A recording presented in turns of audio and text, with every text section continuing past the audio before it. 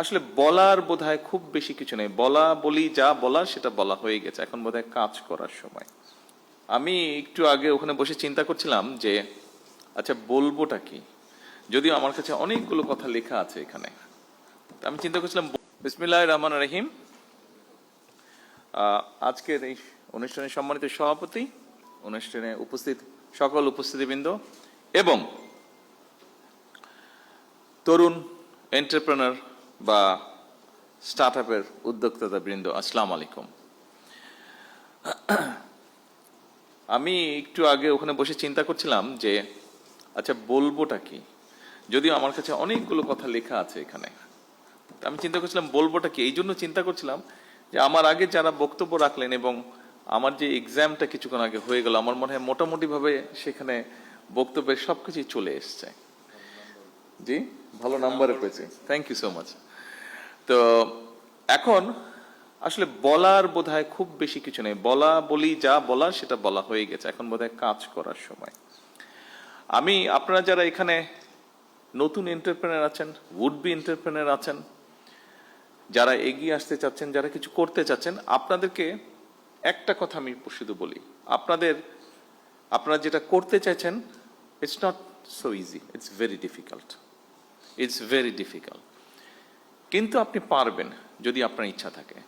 আমি আমার লাইফের একটু ছোট্ট একটু বিষয় তুলে ধরতে চাইছি। আপনাদেরকে নিরুৎসাহিত করছি না, আমি আপনাদেরকে উৎসাহ দিতে চাইছি। দেখুন, আমার লাইফে আমি ব্যবসা বাণিজ্য করেছি, যতটুকু ডিসেন্ট ভাবে বেঁচে থাকার জন্য প্রয়োজন আমি ব্যবসা বাণিজ্য করেছি। কারণ আমার লাইফে ব্যবসা বাণিজ্য শুরু করতে না করতেই আমি রাজনীতির সাথে জড়িয়ে যাই। দুটো জিনিস একসাথে চলে না, কিন্তু বেঁচে থাকতে হবে, সেজন্য যতটুকু ব্যবসা বাণিজ্য করা প্রয়োজন ডিসেন্ট লাইফের জন্য আমি ততটুকু করেছি। বাকি সময়টা আমি আমার রাজনীতির জন্য দিয়েছি। এখানেই আমি ঠিক করে নিয়েছি যে এখানেই আমাকে এগিয়ে যেতে হবে।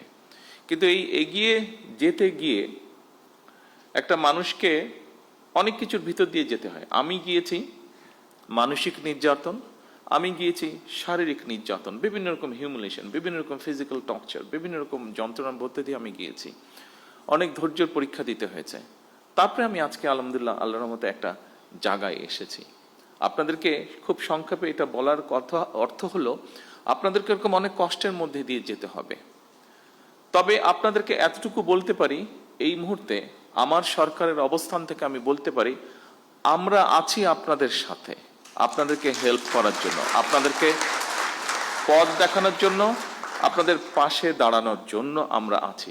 কতটুকু পারবো আমি জানি না, বাট আমরা আছি। যতটুকু পারবো সর্বোচ্চ শক্তি দিয়ে আমরা আপনাদের পাশে থাকার চেষ্টা করব আমরা ইনশাল্লাহ। এই জন্য আমি এই কথাটা বলছি, কারণ আপনাদেরকে এগিয়ে আসতে হবে।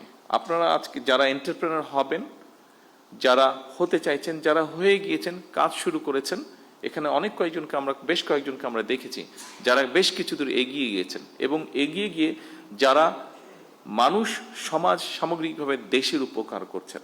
আপনাদেরকে প্রয়োজন, আপনার জন্য আপনার প্রয়োজন না, আপনাকে প্রয়োজন লক্ষ কোটি মানুষের জন্য প্রয়োজন, আপনাকে প্রয়োজন এই দেশের জন্য প্রয়োজন। কারণ আমি একটি কথা বলেছি, ওই দিন আমি গিয়েছিলাম চিন্ময়ীতে, একটি অনুষ্ঠান হচ্ছিল, সেটি ছিল ইনোভেশন ইভেন্ট।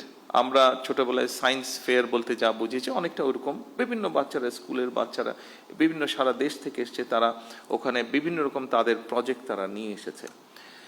কিছুদিন আগে আরেকটা অনুষ্ঠানে গিয়েছিলাম, সেখানে প্রায় সারা বাংলাদেশের প্রাইমারি স্কুলের 22 লক্ষ বাচ্চা পার্টিসিপেট করেছিল। প্রাইমারি স্কুলের বাচ্চা, ক্লাস 2, 3 থেকে 5 পর্যন্ত, বিভিন্ন স্পোর্টসে। ওদের ফুটবল ম্যাচটা আমি দেখতে গিয়েছিলাম। এই দুটো ইভেন্ট, বিশেষ করে এই দুটো ইভেন্ট দেখার পরে আমি অ্যাকচুয়ালি, যেহেতু আমি রাজনীতি করি, মাঝে মাঝে হয়তো হতাশ হয়ে যেতাম, বা মাঝে মাঝে এখনো মাঝে মাঝে কিছুটা অনেক ক্ষেত্রে বেশি হতাশ লাগে। কিন্তু এই বাচ্চাগুলোকে দেখার পরে নিজেকে খুব কনফিডেন্ট মনে হয়েছে। এই জন্য কনফিডেন্ট মনে হয়েছে। আর আজকে যখন আপনাদের কতগুলো কাজ দেখলাম, আপনাদের কয়েকজনের বক্তব্য শুনলাম, তখন নিজের কনফিডেন্সটা আজকে আরো বেড়ে গিয়েছে। কারণ দেখুন, যেহেতু রাজনীতি করি, একটা তো আমার লক্ষ্য আছে, উদ্দেশ্য আছে। হ্যাঁ, রাজনীতি আছে, দলের পরিকল্পনা আছে, সবকিছু আছে, কাজ আছে। কিন্তু যেহেতু দেশ পরিচালনার দায়িত্বে আছি, আমাদেরকে দেশকে নিয়ে আমরা চিন্তা করি, দেশের বিভিন্ন সেক্টর নিয়ে চিন্তা করি। আজকে যখন আপনাদেরকে দেখলাম এবং ওই দিন ওই দুটো ইভেন্টে ওই বাচ্চাগুলোকে দেখেছি, আজকে আমার কাছে মনে হচ্ছে এই যে আমরা রাত দিন পরিশ্রম করছি, চেষ্টা করছি একটু চেঞ্জ করার জন্য, আমার মনে হলো যে হ্যাঁ, আমরা কিছু সংখ্যক মানুষের হাতে দিয়ে যেতে পারবো, যারা আমরা যেখানে ছেড়ে যাব সেখান থেকে তারা দেশটাকে এগিয়ে নিয়ে যেতে পারবে। এই যে